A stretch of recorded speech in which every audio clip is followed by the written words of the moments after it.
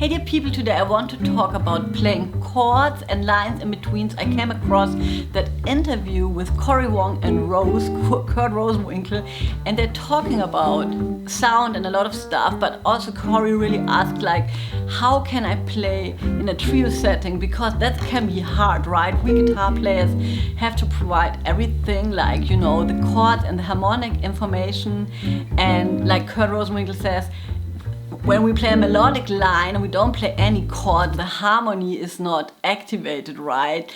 And that can lead us to wondering if we maybe might need to play more chords in between, and then we go down this way of thinking, oh, it's not enough and blah, blah, blah, and maybe that can be kind of stressful. So today I want to show you some exercises that you can do just to get into playing chords between lines, which is really cool. And I want to say it's also a really good exercise for everybody who is still struggling with playing the changes, because if you play some chords in between your lines, you need to know where you are and you can't just like gloss over everything anymore, right?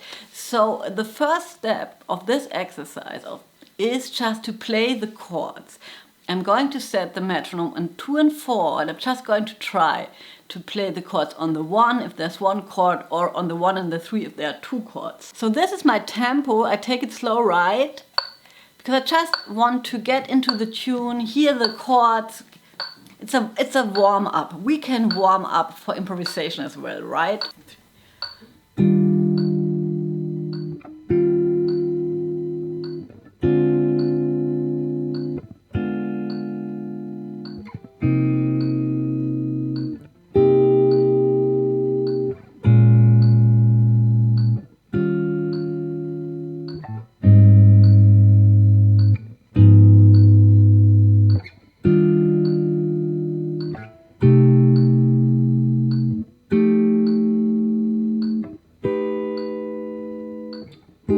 So I start like this. I don't think so much about the type of chords, right? I'm not thinking I'm going to only play drop 2 or only going to play whatever you have, right? I'm just playing chords that I like, and most of all, most importantly, I'm playing chords that I can play in time and that I can, you know, just don't have to think so much about them.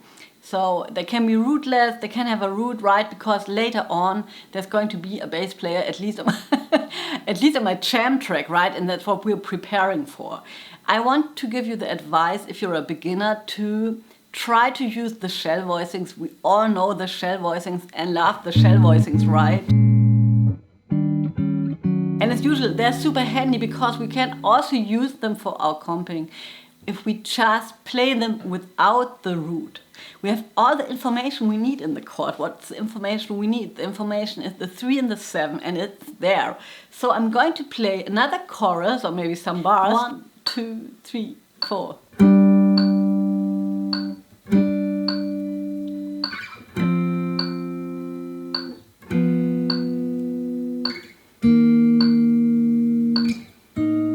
And it's easy to play.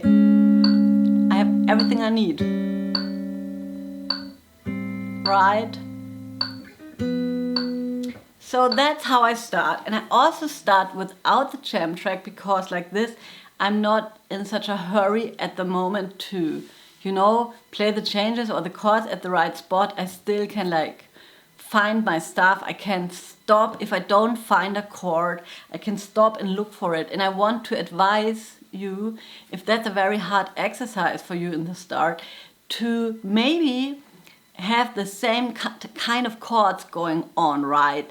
So if you play the E flat major, you would be maybe always playing this chord, or the 3 and the 7 of the shell voicing, but not to think, okay, here comes the E flat major 7 chord.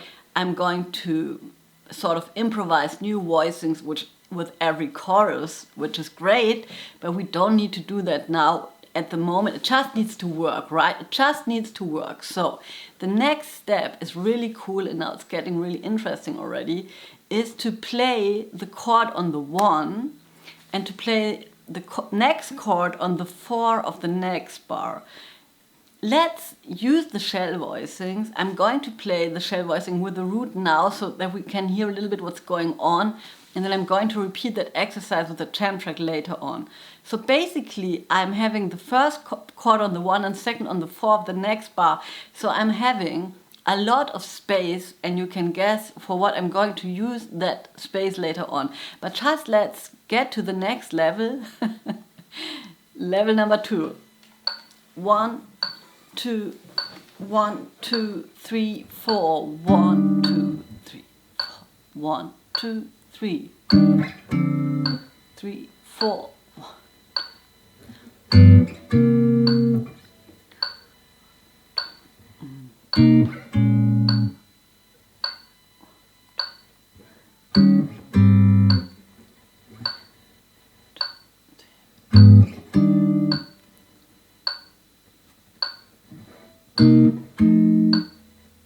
And then I'm going to improvise in the spots in between.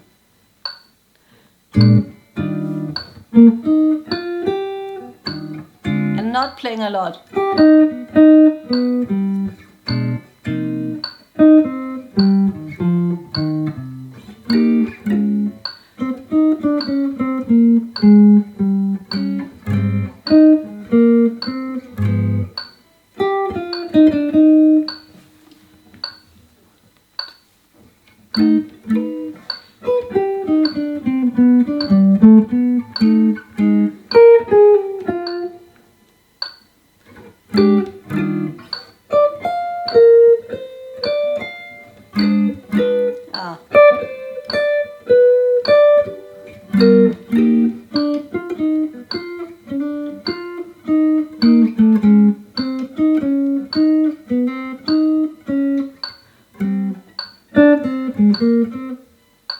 And so basically, as you can see, sometimes it works and sometimes it doesn't.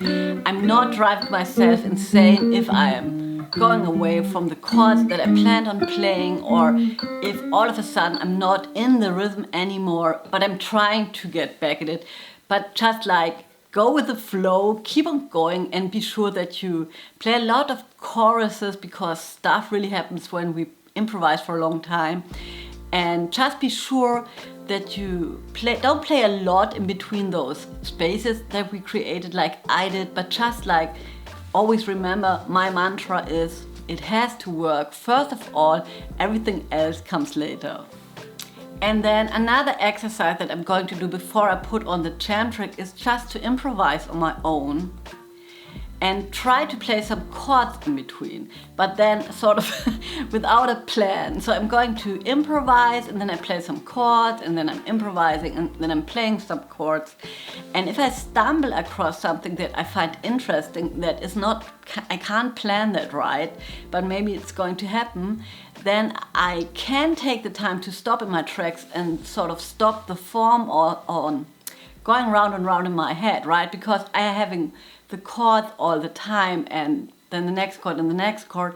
But if I find something interesting, I can't execute on it. I can stop and look what I wanted to do and repeat that.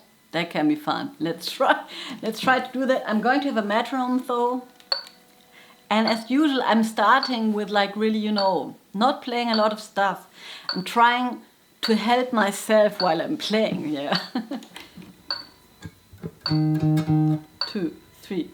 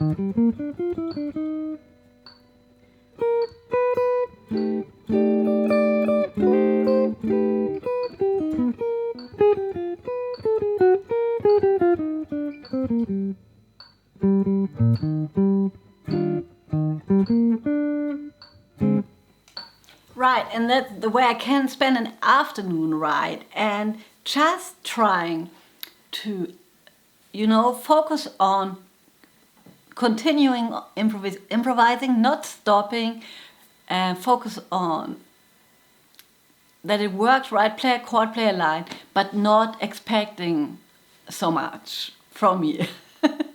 Just going with the flow. And now I'm going to put on the jam track and I'm going to repeat those exercises because I think that's kind of interesting when we have the, you know, the sound of the bass, it's Mr. Sunny bass.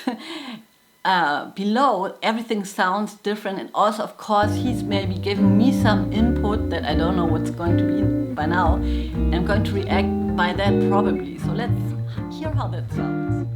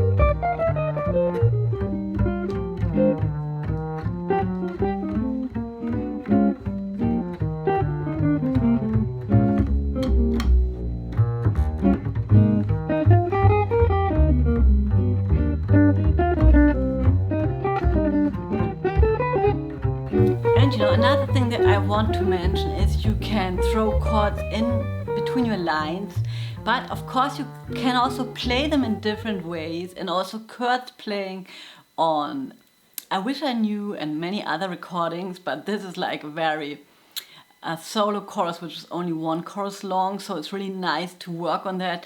Just look in how many different ways you can play a chord, right? So for example, if you have an E flat major 7/9 like this, you can also, like, you know, just play something like top note. Sorry, if you could.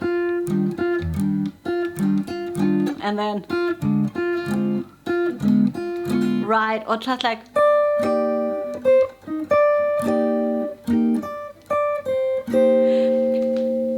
so basically what I'm saying, just to think at the top note of the chord as the melody, right? And that gets us into a totally different point of view, which I also find interesting, is if you play a comping, to think more about the top note as a melodic line that you follow. So listen to your top note, to your highest note in the chord. And I think maybe we can more sort of think about comping as harmonizing a melody that we improvise on the spot. And again, we can practice that in a way that we just, like, you know, don't use a jam track or anything because of the stress that it forces upon us, but just like, you know, just like maybe play an E flat major and then